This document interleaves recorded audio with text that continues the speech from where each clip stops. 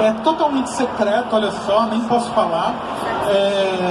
Mas o próximo são as Crônicas do Fim do Mundo 2. Estamos dentro do mesmo mundo. Mas eu volto ao Vampiro Rei, sim. Está no meu mapa. Eu quero continuar aquela história. As Crônicas do Fim do Mundo, apesar de ser uma prequel, é algo que se conecta e que vai contar muita coisa desse mundo e vai te satisfazer. Eu não sei se você leu as Crônicas do Fim do Mundo ainda. Já leu? Curtiu? Eu comecei a ler. Começou a ler? Então vai fundo aí, que você vai ficar doida pela Raquel. André. Sim, só pra mim. Eu sou Henrique José, o pai da Iris. Pai da Iris, minha leitora, querida Iris, que foi vermelhinha agora, é isso aí, Iris. Parte de primícia que, como se diz, né? Saint-Exupéry uma vez falou que torna responsável por aquilo que cativa. Sim. Então tu é responsável por muita gente aqui que terminou a primeira vez de ver o livro. Caramba, eu nunca ouvi isso. Então tu te tornou responsável por mim e por mais pessoas, acredite. Nós vamos pegar pro sétimo até a noite volta. Qual as chances disso virar um grande filme? Um grande filme. Alguma chance? Olha, tem que falar com a Amazon Prime aí. Tá rolando uns papos aí, uns namoros, calma, tá chegando. Gente, essa hora incrível que a gente tá calma. Esses contratos tem lá uma cláusula seríssima, tá lá, sigilo absoluto. Calma. Eu, Sim, querida, o seu nome? Heloísa, Diga, Heloísa. eu estou tentando publicar o meu primeiro livro. Como é que eu consigo transformar uma autobiografia romanceada num livro interessante? A minha especialidade não é a vida real, a autobiografia. Mas, se você olhar para o storytelling, ele te ajuda. Muitas histórias de pessoas reais foram tremendos blockbusters em seu tempo, como Erin Brockovich, por exemplo, como o do Will Smith, Em Busca da Felicidade, Meu Nome é Rádio. Eles usaram esse construto de 5 atos. Você tem que olhar para a sua autobiografia e entender a primeira coisa: que parte da sua vida é importante, que transformação aconteceu em você que você quer contar, para você separar outra ferramenta de dramaturgia. Guardem aí na caixinha de ferramenta de vocês, eu já dei aí a contagem regressiva, o ticking clock, é fatia de vida. Que nem nós estamos contando a história do Bruno e da Raquel, que vão se casar, não é? Qual é a fatia de vida da história deles? É o dia que eles embarcaram para o Nepal para escalar o Monte Everest, porque Bruno comprou as alianças e Raquel queria abençoar as alianças com a neve do Nepal, do pico mais alto, onde o amor deles, onde jamais, em um lugar mais alto que o amor poderia ir. É essa fatia de vida. Nós vamos falar do casamento deles? Não interessa. Nós vamos falar quando o Bruno tinha 4 anos, andava de bicicleta e um cachorro mordeu qualquer... Não vamos falar. Mas aí até pode ser uma coisa que volta, assim, flashback. Aí ele caiu da bicicleta, começou o medo de altura dele, aí ele caiu da bicicleta na escada, no barranco, enrolou e pronto. Isso já justifica o medo de altura dele. Então você tem que entender em que parte dessa autobiografia você se transformou. É isso que as pessoas vão querer ver mais. Mas vai lá, vivendodeinventar.com.br, já falei, ou entra no meu perfil do Instagram, André Bianco, clica lá na bio que tem o link para as aulas, e o principal é não desista de contar a sua história. Hoje tem muitas formas de você colocar a sua história para acontecer e tocar as pessoas. Eu quase desisti algumas vezes, não tenho vergonha de dizer isso, porque a carreira de escritor, de contar histórias no começo, quando você é desconhecido, hoje mandaram um carro vipérrimo buscar, pagaram as passagens, estou num hotel incrível, todas as despesas pagas, não sei o que, estou aqui falando com os meus leitores, mas não foi assim. No dia 1 do André Bianco, eu tinha 2 leitoras, lembra? minha esposa, minha irmã. O dia 1 do escritor André Bianco foi sendo demitido 00:15. Eu tinha que ser escritor de terror, né? Eu trabalhava de madrugada. 1h da manhã, eu e minha esposa estávamos lá em São Paulo, na ponte Cidade Jardins, no Milk and Mellow. 1h da manhã. Minha filha era bebezinha, eu chamei minha irmã, morava na casa da minha mãe, né? Chamei minha irmã. Fica olhando a Júlia, por favor, que eu vou conversar com a minha esposa. Aí fomos para lá, pro Milk and Mellow, e eu contei o meu plano para ela. Ela acreditou em mim. Eu acreditei na história.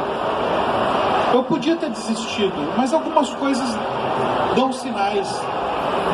Meu livro A Casa, tão diferente de todos os livros, diferente nada, na verdade, em todos os livros eu chego no mesmo lugar. A Casa são 5 pessoas que desistiram da vida porque não suportam mais o remorso que elas trazem de coisas que fizeram. Eu tive a inspiração para esse livro no dia que a minha filha Natália nasceu. No dia que ela nasceu, a primeira vez que eu vi a Natália, ela era só a neném mais linda do berçário, era a segunda bezerrinha. Um tufo de cabelo preto, assim, uma coisa branquela com cabelo preto, era a neném mais linda do mundo. E eu estava apaixonado pela Natália desde que eu vi o coraçãozinho dela. E quando eu vi a Natália a primeira vez, eu falei, meu Deus, que linda. Mas daí mais tarde, quando vem os padrinhos, vem as pessoas, eu estava no café, e os meus amigos já estão acostumados com isso. Quando eu fico assim, eles já sabem que eu estou brisando. Eu fiquei pensando, mas se a Natália não fosse perfeita? Se tivesse a surpresa de algo ser diferente, e a Natália fosse uma criança que precisasse, fosse especial, fosse diferente. Eu sei que eu amaria a Natália do primeiro dia, mas eu imaginei um cara igual esse Strickland, que era arrogante. Olha a marca na alma dele. Ele é arrogante. Tudo dele tinha que ser o melhor. Então ele tinha a esposa mais gata. A esposa era o corpo. Ele não interessava nada na esposa dela. A esposa mais gata. Ele tinha a casa mais cara. O emprego que pagava melhor. Ele só queria o melhor para ele. E quando ele vê a filha, quando nasce Mariana, ela não é perfeita. E pelo vidro do berçário, ele rejeita a Mariana no primeiro instante. Quando um pai fala, aquela sua filha, ele fala, não. E quando Mariana morre na adolescência, aos 12 anos, para ele é como se ele se livrasse de um fardo. Para ele ficou tudo bem. Para a mãe, funesto. Ela viveu o pior momento da vida dela. E ele estava se vendo, agora as coisas voltaram aos trilhos. E aí ele vai desmontar o quarto de Mariana. Ele fala vamos desmontar o quarto. Ela não quer e tal, mas ele vai lá. Aí ele puxa uma cômoda da Mariana e cai um caderninho. Uau, um diário. E é aí que a porca torce o rabo. A porca faz sucesso. A porca torce o rabo. Ele lê o diário de Mariana. Sabe o que tem no diário falando dele? Ela nunca fala nada de mal dele. Ela só fala, hoje é meu aniversário. Será que meu pai vai trazer um presente para mim? Eu queria tanto que ele lesse esse livro, essa historinha para mim, tal. Ele nunca contou. Aí ele vê um monstro que ele não era o senhor perfeito? Não, ele não era. Aí, isso é o terceiro ato, tá, gente? É o meio da história, estruturado. Mito. Você é cego pro seu caráter. É quando ele viu quem ele era. Aí ele não aguenta tanto esse remorso, ele se torna alcoólatra e vai perdendo tudo que ele perde o emprego, perde a parte da empresa que tinha, perde tudo que é matéria, ele perde. Até que não sobra nada e ele quer se matar, mas existe a casa. E esse lugar dá uma chance para todas essas 4 pessoas que vão no mesmo lugar. Eu não vou contar o que acontece, senão perde a graça. Mas se eu não tivesse publicado o 7, depois 7º, O Senhor da Chuva, casa. Sabe o que aconteceu com o livro A Casa? Um ano depois de eu lançar, eu recebi um e-mail da Califórnia. Uma estudante estava fazendo doutorado, quer dizer, uma doutoranda em língua portuguesa, fazer PhD em língua portuguesa, no gótico da língua portuguesa. Conheceu os meus livros de vampiro e A Casa, ela ficou encantada, e a tese dela se apoiava no meu livro A Casa. E ela pedia no e-mail para mim: André, você pode mandar um livro para mim? Porque aqui na Universidade da Califórnia eles têm, mas não emprestam para quem é da universidade. Eu não lembro o nome da universidade dela. Eles não emprestam. Eu já fiquei com o queixo caído 2 vezes, né, Kate? 3, né? Meus livros estavam na UCLA e eles não emprestavam, chatos, né? Tinha alguém fazendo uma tese de doutorado fora do Brasil com a minha obra. Uau! E sim, claro que eu te mando o livro, mandei. E o mundo dá voltas. Essa mulher se tornou a diretora do programa de língua portuguesa da Força Aérea Norte-Americana em Colorado Springs. E o meu livro A Casa foi adotado por 3 anos para ensinar os cadetes da Força Aérea língua portuguesa. Uau! Não desista da sua história. Coisas incríveis podem acontecer. Essa é numa pletora de outras coisas impressionantes que aconteceram, de depoimentos que eu recebo dos meus leitores, que eu não sabia que virariam fãs, sabe? Eu não sabia que era fã, eu pensava, eu quero ter fãs. Não mesmo. Eu quero ter leitores. Mas obrigado que vocês são fãs também. Eu fico muito contente. Não desista da sua história. Tá bom? Vamos lá, quem mais? Fiquem à vontade. Opa, eu sou Maurício. Tudo bem, Maurício? Tudo bom, tamo indo. A minha pergunta é um pouquinho técnica, eu acho, bastante técnica. A questão é, vamos lá, finais felizes e o dilema, eu esqueci o resto, mas a ideia é o dilema entre arte e fazer o que se vende, o comercial. Então a gente tem um final feliz que entrega alguma coisa que vai agradar as pessoas, e talvez até tenha um pouco do que você tenha falado sobre fazer um herói, fazer o personagem ele crescer e evoluir, e aí a gente tem um final. Daqui a pouco eu vou organizar tudo na minha cabeça porque tá meio confuso ainda. Mas eu adoro, essas são as melhores. Tá, a gente tem um crescimento do personagem, a gente tem um final e a gente vai esclarecer alguma coisa que no final aquilo vai fazer sentido, que a gente vai mostrar toda a curva, né, toda a evolução dele. A gente tem o final feliz, que pode ser não isso, simplesmente você falar que o cara não evoluiu nada. Sim. Até que ponto, e aí você também falou de você querer, não, eu não vou cortar meu livro pela metade só porque tem que agradar determinada situação. Aí vem a questão do dilema, até que ponto vale a pena fazer um final feliz ou não?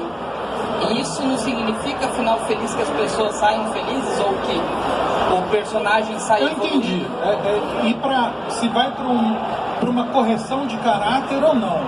A resposta para isso é técnica também. A pergunta é brilhante, ótima. E a outra que a gente pode ficar até domingo aqui sentado, só ia pedir para trazer um chopp para falar sobre isso. Mas é uma coisa que você escolhe. Primeira parte técnica dessa resposta: high concept e low concept. High concept são histórias escritas, abertas e clássicas ao máximo, para atrair o máximo de leitores possível. Eu sou um autor que eu faço um balanço dos dois mundos. Depois, quando você evolui, você consegue fazer uma amálgama disso. Low concept, história para poucos. Poucos vão entender. Histórias sofisticadas demais. Netflix lançou Gypsy, por exemplo. Para você entender o construto de storytelling daquilo, você corta um dobrado. Eu não estava entendendo.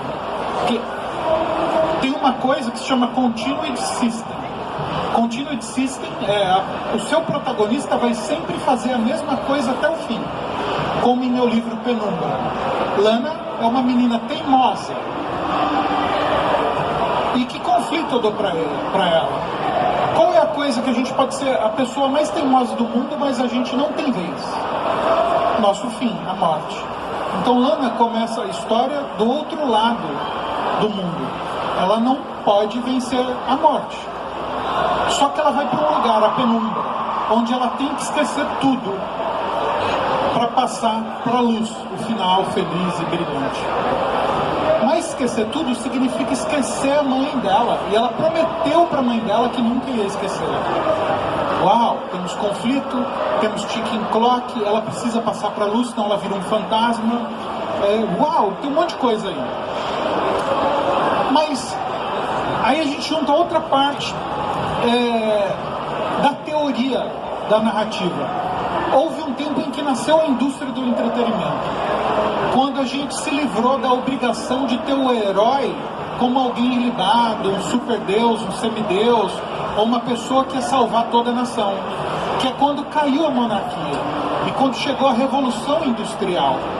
Quando chega a Revolução Industrial, quem começa a consumir histórias, ir ao teatro, comprar livros, é o burguês. Só que para o burguês comprar, ele precisa trabalhar.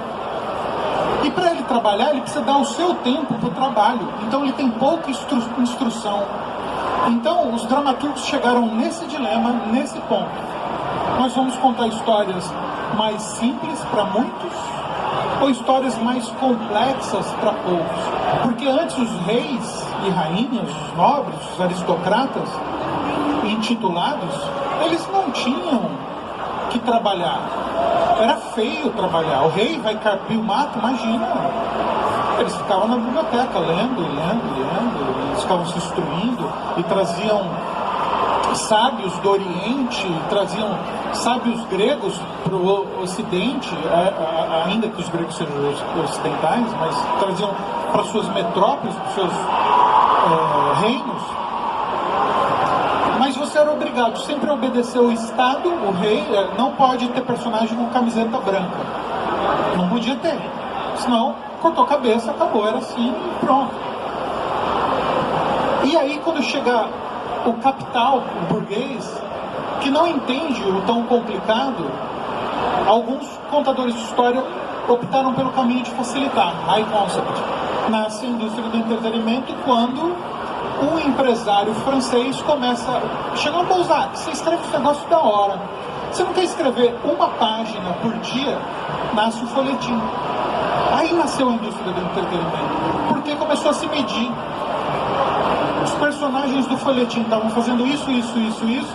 Aí matou a esposa do protagonista. As vendas caíam. Aí o dono do jornal ficava putão, falava, por que você fez isso? Aí dava um jeito e voltava isso, a subir. Aí falava, não, ela não morreu, ela caiu atrás da pedra, mas está viva, não sei o que lá. E até a gente chegar em histórias enigmáticas como o Lagosta, o Homem Lagosta, algo assim, acho que é o Lagosta. Aí você precisa fazer uma escolha, cara. Se você quer contar para muitos e faturar direitos autorais, ou se é contar para poucos e faturar prêmios, ser reconhecido na academia de não sei o quê, porque você usou chaves tão herméticas e tão difíceis que você não deixa o seu leitor entrar. Não tem certo, não tem errado. É você escolher. Eu sou um Penny Dreadful. O que é um Penny Dreadful? É o autor do terror, do sombrio, e que alimenta, que come de cada página que vende. No KDP eu sou Penny Dreadful. Eles me pagam por cada página lida. Os meus livros vendem, eu ganho 3 centavos por página, em média. Quando é vendido, calculo os direitos autorais, eu ganho 3 centavos. O penny vem daí. Aí não é o falso cognato, vem de penny, moedinha, e dreadful suado, é o centavo suado. Os escritores escreviam uma página de terror, um conto atual, um penny, vendia. Eu preciso pagar as contas da minha casa, e eu preciso pagar a faculdade da minha filha, e eu preciso comprar leite, eu preciso pagar o gás, vendendo histórias. Eu vendo histórias, eu sou um leitor de entretenimento, eu sou um leitor comercial, com todo amor, com todo orgulho, e eu amo enredar os meus leitores. E a questão do happy ending, do final feliz, é uma coisa que você escolhe. As pessoas respondem mais a finais felizes. Fato. Tenha um par romântico na sua história. Bruno gosta de Gustavo, Raquel gosta de Elaine, Bruno gosta de Raquel, não interessa a configuração. Tenha um par romântico. Ter um par romântico, gente, você fica ali suspirando. Cara, eu não sou um cara romântico, eu não gosto de filme romântico. Mas, bicho, um lugar chamado Notting Hill, em que cena tiver eu paro pra assistir, eu fico lá. Puta que pariu, que filme incrível, né? Tipo, as histórias de amor te pegam. Tem um seriadinho bobo, eu acho que ainda tem no Netflix, que é... Desculpa, viu? Amazon Prime. É numa ilha... É Dr. Martin. É uma historinha de amor. Mas na Amazon Prime tem histórias muito incríveis também, tá? De amor. Cadê a Flávia? Ela tava ali, eu vi, ela tava ali. Querida, um beijo. Espera aí que eu quero te abraçar. Mais perguntas? Vocês que comandam aí, eu tô de boa. A gente tem espaço para mais uma pergunta só, infelizmente. Vocês não vão fazer gente? Só um minutinho. Seu nome, querido? Camila. Tudo bem, Camila? Tudo bem. Manda bala, tô bem. Ouvi falar a respeito dos beats em capítulos, a técnica para sempre estar levantando a história. Aham. Gostaria que você explicasse um pouquinho melhor como a gente pode aplicar de fato para manter a atenção do leitor, mesmo naqueles capítulos que a gente chama de transição, onde nenhuma grande revelação, nenhuma reviravolta de fato acontece, mas que a gente precisa manter o leitor ali atento. Ai, que delícia de pergunta. Teoria na veia. E, gente, não tenham medo de teoria. Escritores, comprem livros teóricos. A Amazon tem um monte de livros teóricos. A maioria em inglês, mas olha que legal. No Kindle você consegue ir traduzindo e tal. O mundo hoje é incrível. E olha, peçam lá, por favor, John Truby, traduzam para o português. É incrível. Um escritor, o que você mais precisa fazer para entender o que é beat de capítulo, o que são fábulas. Fábula não é história animada de coelhinho conversando com um cachorrinho, não. É uma função. O que é subida de caráter, descida de caráter.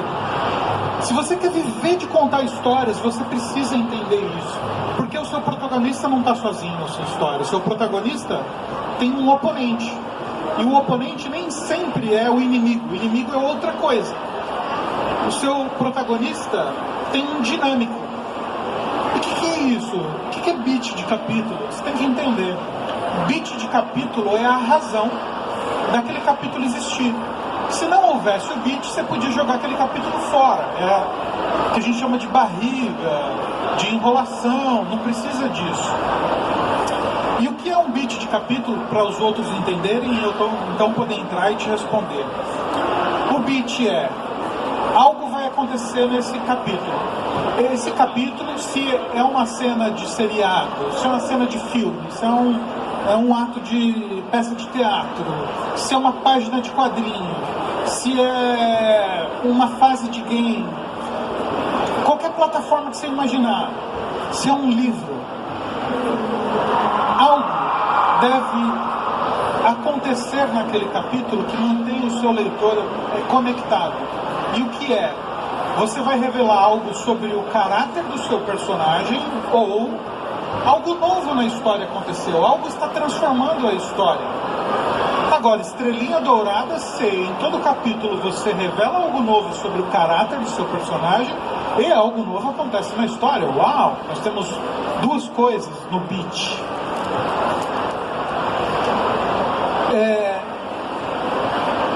Praticamente, como é isso?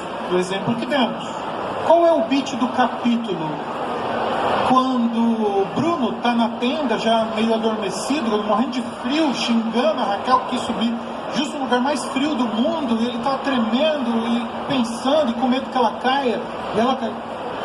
O rádio toca: ei, é a equipe norte, a nevasca está chegando e teve um acidente, uma pessoa caiu aqui. Quem caiu? Quem caiu? A Raquel sofreu um acidente. Sim, acabou.